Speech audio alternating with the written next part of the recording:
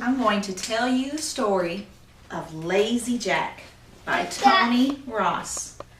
Now this book was found in the children's library section, in the section of 398.2. It's in the folklore and the fable and the fiction stories. There are many adaptations of Lazy Jack, but this particular one is by Tony Ross, and I hope you enjoy it. Mama, read it.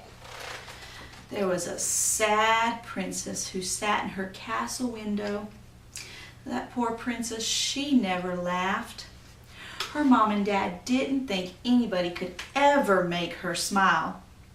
Until one day, along came Lazy Jack. Once upon a time, there was a boy named Jack who lived with his mother. Now Jack, he was a very lazy boy. He didn't do anything. All he did was lay around all day while he watched his mother do all the work. Well, one day his mother had had enough. She said, "Jack, you go out and get a job or no more food for you. And you'll have to wash your own socks too." "Okay," said Jack. So he went out and got a job with a farmer. Now after he worked with the farmer that day, the farmer paid him a shiny gold coin for his day's work. Jack was so excited. As he was walking home, he had to cross a stream. Now Jack jumped over that stream and he dropped his shiny gold coin into the water. Well, of course, Jack's mother was very angry. "Dodo," she screamed, "you should have put it in your pocket."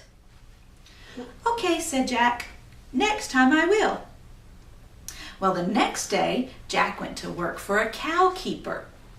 And the cow keeper paid him a jug of milk for his day's worth of work.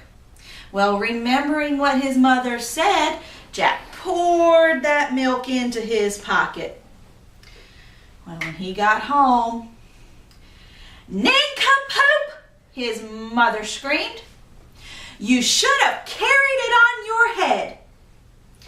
"Okay," said Jack, "next time I will." So the next day, Jack went to work at a dairy farm where he got to milk some cows. Well, there he got a fine cheese as his pay. Well, remembering what his mother told him, he put the cheese on his head and he went home. Well, by the time he got home, that cheese was an ooey gooey mess. Of course, his mother was very angry. "Feather-brained airhead," she shouted. "You should have carried it in your arms." "Okay," said Jack, "next time I will." Well, the next day, Jack went to work in a hot dog factory.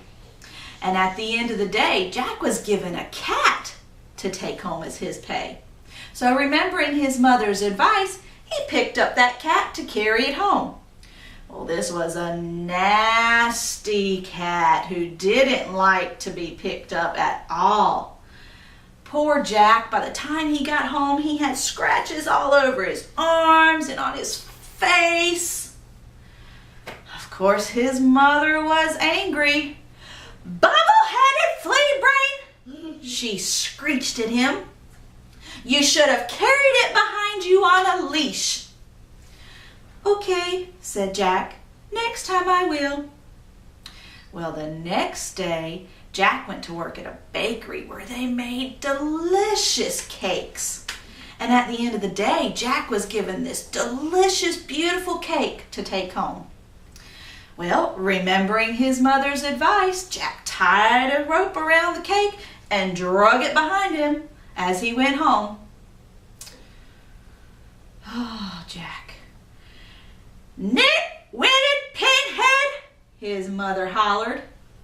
"You should have carried it on your back." "Okay," said Jack, "next time I will." Well, the following day, Jack went to work at a horse stable. And by the end of the day, they gave him a donkey to take home for his pay. Well, remembering his mother's advice, Jack heaved that donkey onto his back. That was hard work. It was not easy, not at all, to get that donkey up onto his back. But he was carrying that donkey on his back, struggling as he went home. And as he was walking home with that donkey on his back, he passed by the castle where that sad princess happened to be sitting in her window. Well, she saw Jack as he was struggling with that donkey, carrying that donkey. And he looked so funny to her that she burst out laughing. Well, the princess's mom and dad heard the princess laughing, and they were so happy that someone finally got her to laugh that she was able to marry Jack. Well, that princess was so happy that she had a funny husband. And Jack, well, he was the happiest of all because he didn't have to work another day in his life. The end. The end. Well, I hope you enjoyed that story of Lazy Jack.